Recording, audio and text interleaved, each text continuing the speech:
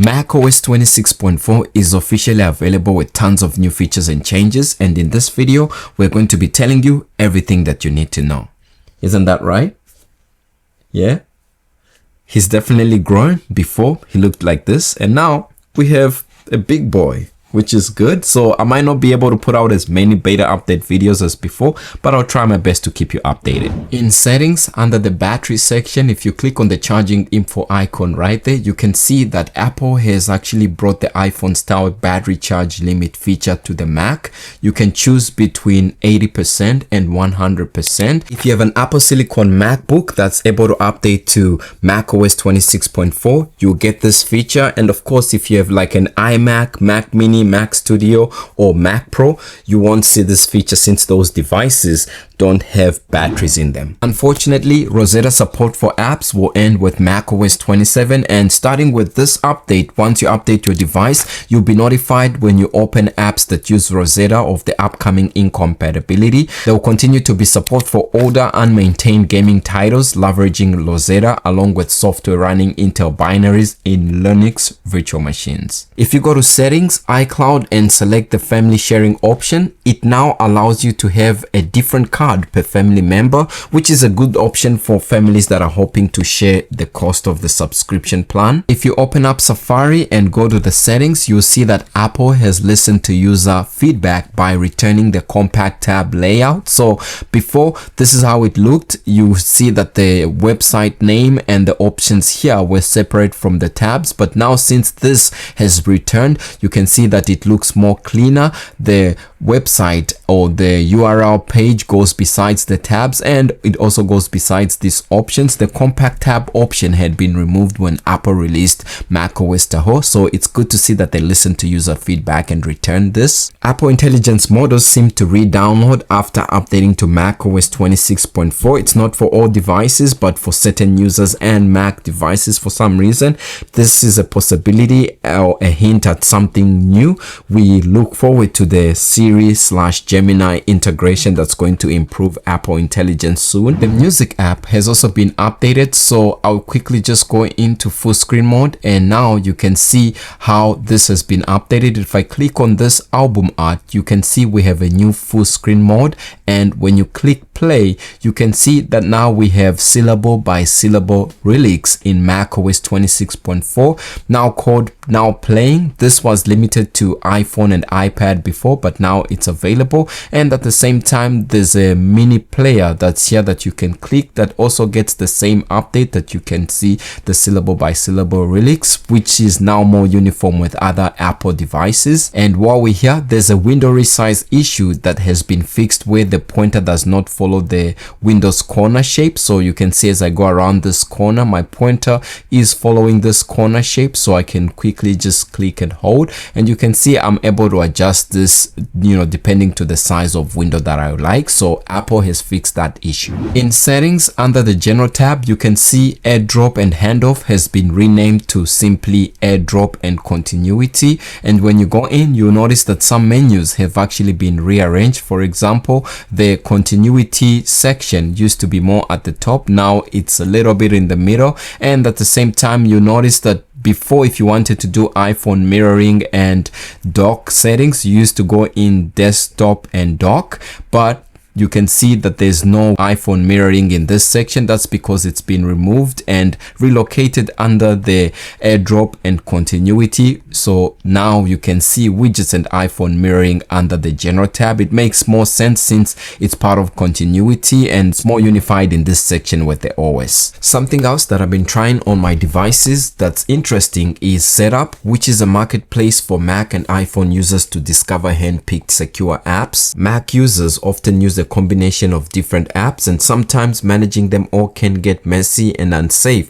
especially if you're downloading apps randomly over the web. With Setapp, instead of hunting across the web, I can quickly discover powerful tools all in one place. For example, when it comes to optimizing my Mac, I can use Clean My Mac to free up space, eliminate duplicate files, clean up system junk, and manage apps seamlessly. Since macOS 26 hasn't been the best update when it comes to stability, if you don't want to update your device to it, yet you want to have the flexibility to manage your battery performance, you can use AI Dente Pro to help you control your Mac's battery health, which comes in handy if you work on the go. When it comes to productivity, I can use Bartender to clean up my menu bar and stay focused by quickly hiding it and revealing the menu bar only when I need it, and organizing it by priority. What I like about Setapp is the flexibility that it gives you. You can buy a single app that you like, but if there are multiple apps that you happen to like, then buying each individual app can be expensive, but you can save by getting a Setapp membership, which grants you access to over 260 plus apps with one subscription. With Setapp, you can even download iOS apps directly by scanning a QR code, which is super simple. If you want to upgrade your workflow, Setapp brings together a ton of high quality apps in one place, and chances are you discover a few that you end up using every day.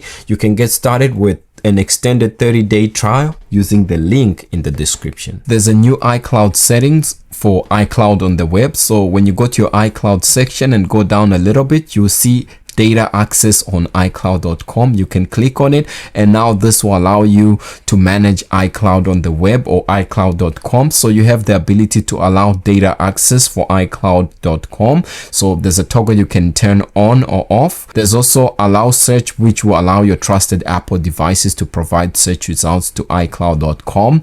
And there's an advanced option that allows you to export your search queries as a CSV. You can export recent searches and clear recent searches. With the previous macOS 26.3, Apple introduced a horrible shadow overlay for the control center and notification center that covered much of the screen, and it actually introduced a noticeable banding artifacts, and you can see here that that has now been removed. So I can go to the control center, no weird artifacts, no shadow, no like blurring effect that's happening between the background of the wallpaper and the control center. And the same is also true when I go to the control center. So it's good to see that Apple has actually listened to the feedback, because that was horrible. The podcast app has been updated, so now when you open it and you find a podcast that supports both audio and video, you can seamlessly switch between the two by just tapping here. If it supports video, then you will see the video starts to play here,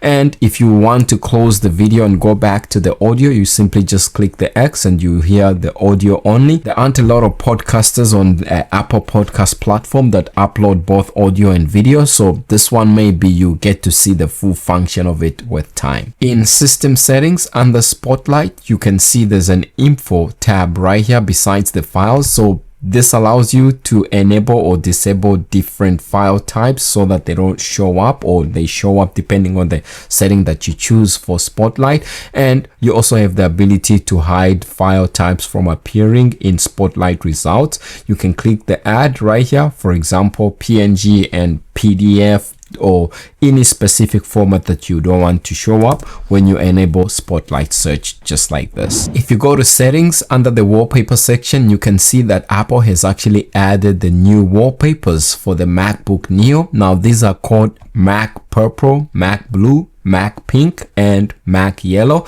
I wish they would have, instead of just renaming them as Mac, maybe Neo Purple, Neo Blue, Neo Pink. That would have been a more ideal, but you can see how they look. This is the blue, this is the pink, and this is the yellow. So now you don't actually have to wait until you get the MacBook Neo to be able to change your wallpaper. And by the way, I don't know if you can see this, but these actually spell the words Mac. So you can see the M right here, and then the A right there, and the C right here. So Mac. Let me know if you see the word Mac on the screen in the comments below. When it comes to Freeform, you can see that the app icon has been updated, and when you open it for the first time, you're going to see that it's now part of the Apple Creator Studio. It's going to welcome you. Then you can create, or click continue rather, and here it will give you the ability to create new shapes. And Apple has updated shapes and slight tweaks to the menus. So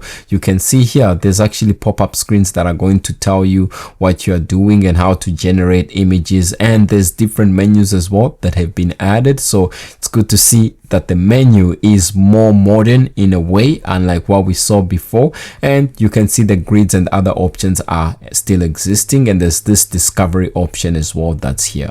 Reminders has been updated, so when you open up reminders, you see that there's this urgent section that has been added, and when you click or create a new reminder under this urgent section, you can see that there's a clock that's going to show up here, and when you click on this, it's actually going to enable or disable the urgentness of the reminder. So if it's highlighted blue like this, then it means that the reminder is going to set an alarm. You can find out more information by clicking here to see where the alarm is going to be. So here it shows that it's going to be on this iPhone 16 Pro. You can choose to enable or disable the alarm, and you can also change other parameters such as date, time, priorities, tags, location, and messaging as well, which is good. So this is not going to be an alarm on the MacBook or the device that you are setting using macOS. It's going to be an alarm that's going to ring on the iPhone that's paired with your Mac that you're setting this urgent reminder with.